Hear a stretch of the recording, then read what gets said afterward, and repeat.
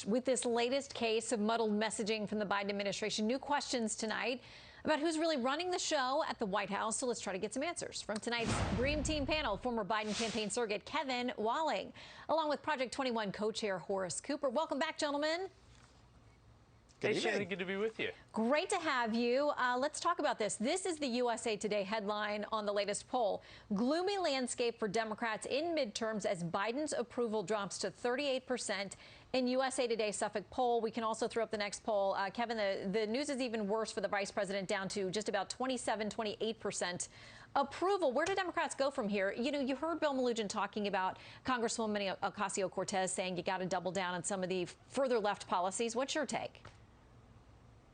Yeah, Shannon, I think the president obviously needs to focus on the bipartisan infrastructure bill that was passed on Friday with 13 House Republicans, a good number of Republicans in the Senate. That's a great thing for the American people, $1.2 trillion that will go to improve infrastructure, improve broadband, clean up lead pipes in our communities. So all things that this president can focus on, campaign on with regards to the midterms. There's going to be a lot of ribbon cuttings. I'm sure there's going to be a lot of Republicans who actually voted against this bill that will be at those ribbon cuttings in the next couple of months and years to come.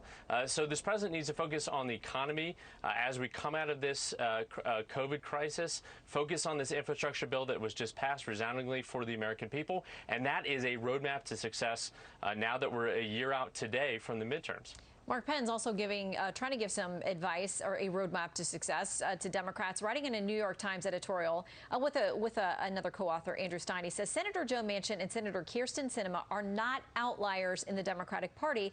They are, in fact, the very heart of the Democratic Party, given that 53% of Democrats classify themselves as moderates or conservatives. You can't dismiss a clear electoral trend. The flight from the Democrats was disproportionately in the suburbs, and the idea that these home-owning, child-rearing, tax-paying voters just want more progressive candidates is not a sustainable one. Horace, will they pivot?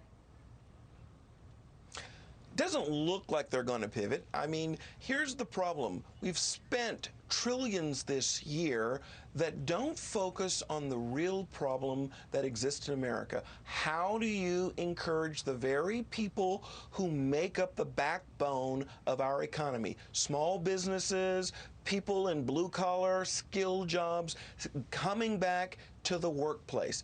The payments, the extended unemployment, all of the other statements like the out-of-control border and the disaster in Afghanistan say to the American people that this administration is on the wrong track. They plan to double down.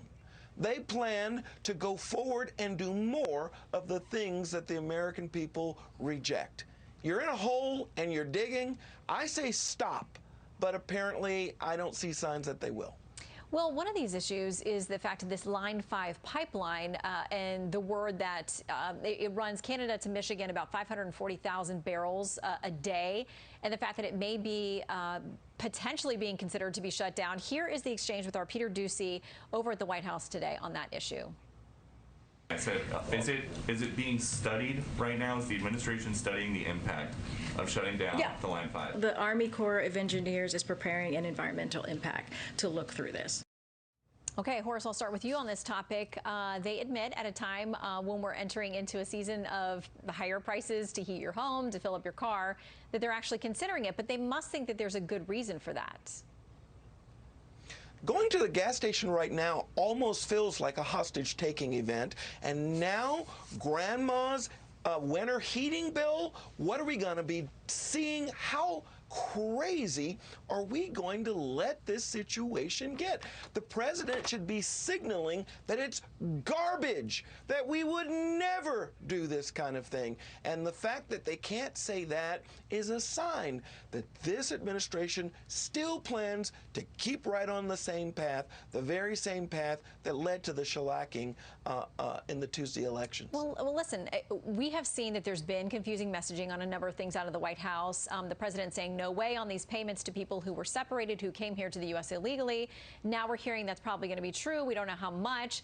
The pipeline, yes, Peter, pushes on it today. It looks like it's at least being under consideration. They're going to shut it down. We're never going to mandate vaccines because that's not what the federal government can do. Well, now we have this OSHA rule that will essentially, most people would argue, amount to the government getting its work done on a mandate through private businesses. Now we have this issue on the pipeline we mentioned. Here is Energy Secretary Granholm talking about the potential impact on Americans or what's coming this winter. Should Americans, in what will likely be a cold winter, most of them are, expect to pay higher prices for heating their homes? Yeah, this is going to happen. It will be more expensive this year than last year. That's straight from the Cabinet Secretary. Here is a display of some of the estimates, and this is from a government agency about potentially what could be going up. Propane, heating oil, natural gas, electric heating, you see all of it up there substantially. Kevin, how have Democrats and have the White House decided that this is a good time to talk about shutting down a pipeline? With the messaging, they admit that these prices are going up. Yeah, Shannon, this is clearly a study that's going on by the Army Corps of Engineers. It's terrible timing, terrible optics with regards to what's going on with regards to energy in this country. And I think you see a president with regards to the supply chain, with regards to pressuring OPEC, other oil-producing nations to do all that they can to provide resources to the American people. This is clearly a crisis. Obviously, the president was focused on COVID coming into his presidency. Now this is with regards to inflation, with regards to oil prices, with regards to gasoline prices. This is clearly where the White House is focusing on as we head into these colder months. And clearly, I think you're going to see some action out of this administration with regards to this issue wholeheartedly. This is terrible optics when it comes to politics, and you're going to see a president and an administration focused on this issue, clearly because we've got a year to go before this, these midterm elections, and this is critical for the American people. Yeah, and polls show us that people are very worried about inflation, the economy, and all kinds of things that show up on their kitchen table. 100%. So we'll see. Kevin and Horace, always appreciate your time. Thank you both. Thanks, Shannon. Thank you.